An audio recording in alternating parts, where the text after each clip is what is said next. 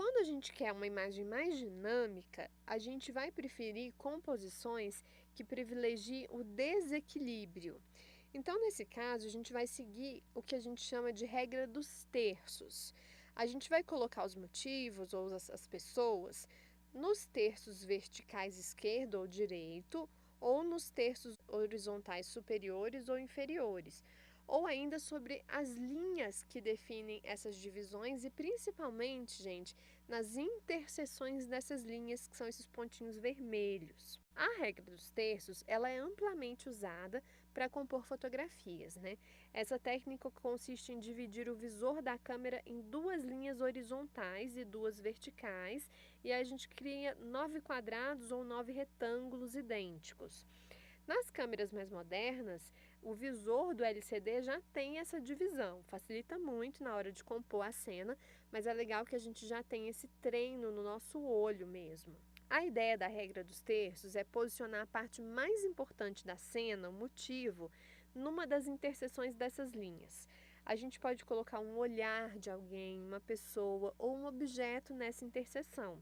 E assim, gente, a gente consegue uma fotografia muito mais harmoniosa. Na verdade, a regra dos terços, ela é uma abreviação ou uma simplificação da divina proporção que foi formulada por Fibonacci.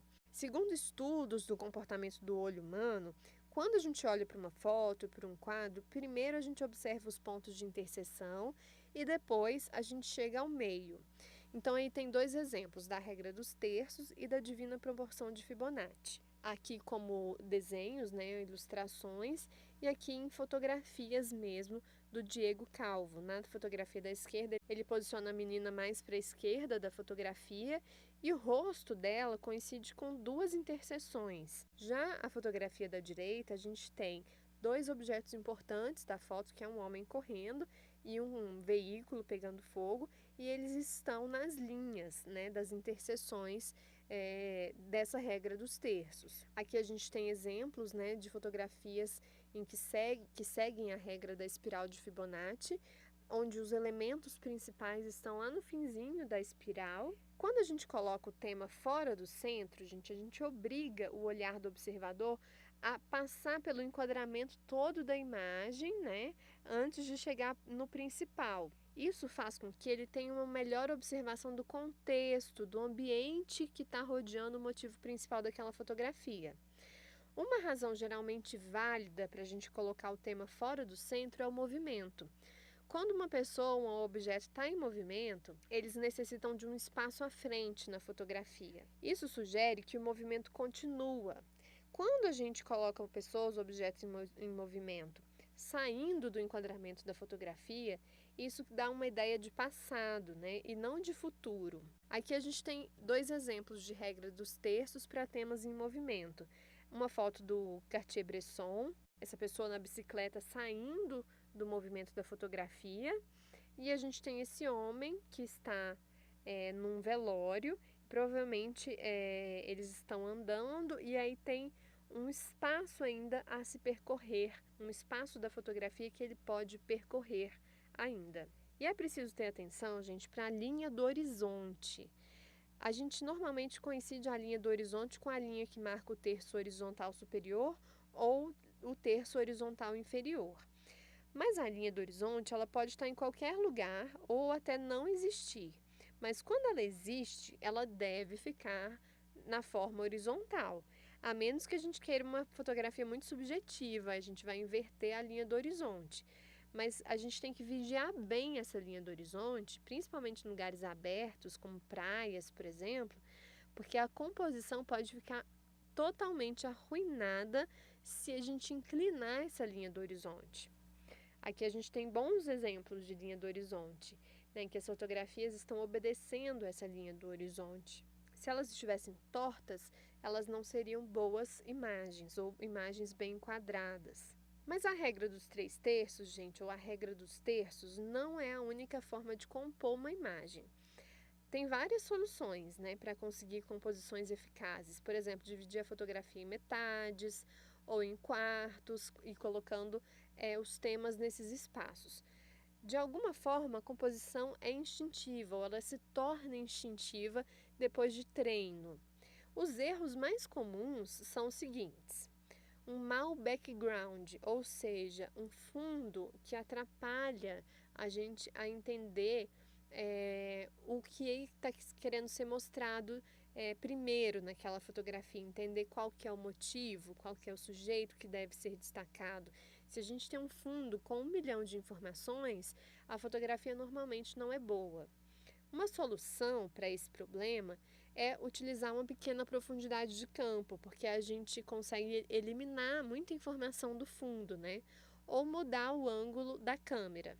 Aqui tem um exemplo de mau background.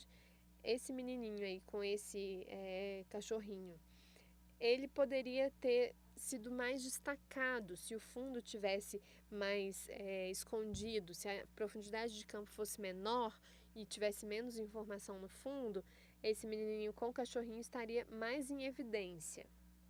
Outro erro, gente, é a inexistência de um ponto focal forte e único. Isso acontece às vezes porque o fotógrafo está indeciso sobre qual mensagem ele quer passar. Então ele não tem muita certeza do motivo principal e aí ele enquadra um monte de gente e a foto fica sem um ponto focal forte. Uma solução seria aproximar do motivo, ou se estiver em dúvida, decidir qual vai ser o motivo da fotografia mesmo, ou às vezes mudar o ângulo da câmera. Aí tem um exemplo da inexistência de um ponto focal forte. A gente tem vários fotógrafos com suas lentes teleobjetivas gigantescas, mas a gente não tem nada que realmente chame atenção. Outro erro, gente, os motivos sempre centrados. A solução para esse problema é usar formas alternativas de composição, como, por exemplo, a regra dos terços, né? É só o fotojornalista se habituar a aproveitar os lados da imagem e compor de forma assimétrica. Agora, no ponto oposto aos erros, a gente encontra várias técnicas de composição que fazem da fotografia jornalística uma boa imagem, né? Normalmente, os manuais aconselham a compor encontrando um único ponto focal forte para cada imagem e organizar a composição privilegiando esse ponto focal. Por exemplo, a gente tem nessas duas fotografias aí um ponto focal forte e a composição leva o nosso olhar para esse ponto focal forte.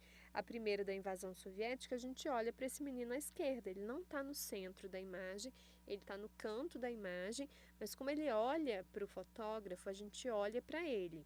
Do lado direito, essa foto do motim anti-governo em Bangkok, na Tailândia, a gente olha direto para o motivo principal que está no primeiro plano e esse ângulo que ele faz com essa arma, com esse estilingue, combina direitinho com o ângulo das pessoas que estão no fundo. Então, é uma composição que privilegia o objeto principal ou o assunto principal.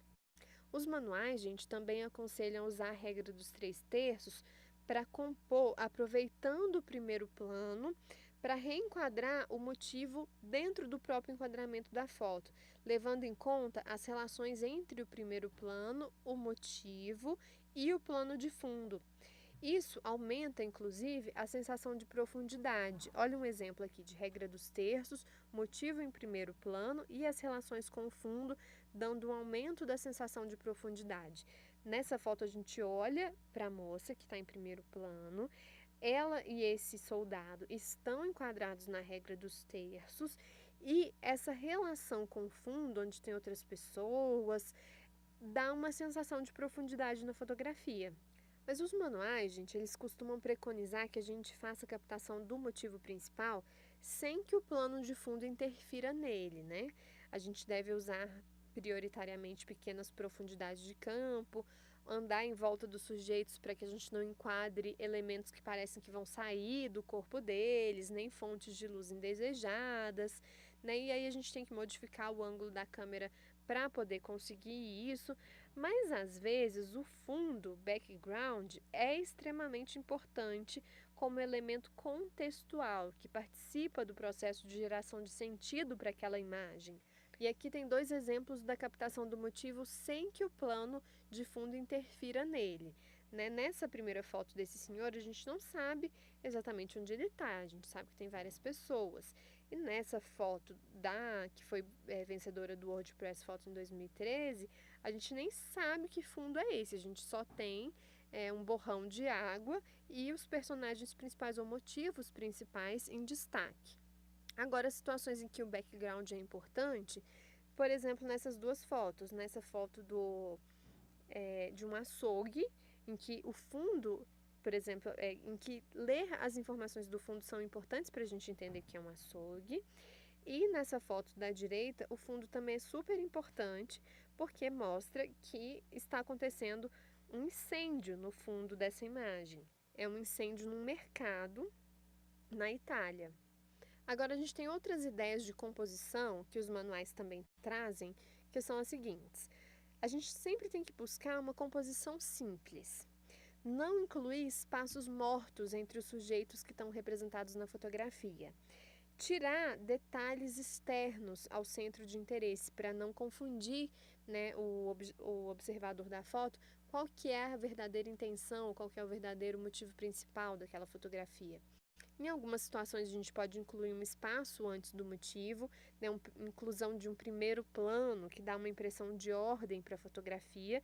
A gente sempre tem que corrigir os efeitos de inclinação dos edifícios altos e sempre tem que preencher o enquadramento, usando técnicas como aproximar do sujeito ou usar um objetivo zoom que vai aproximar também.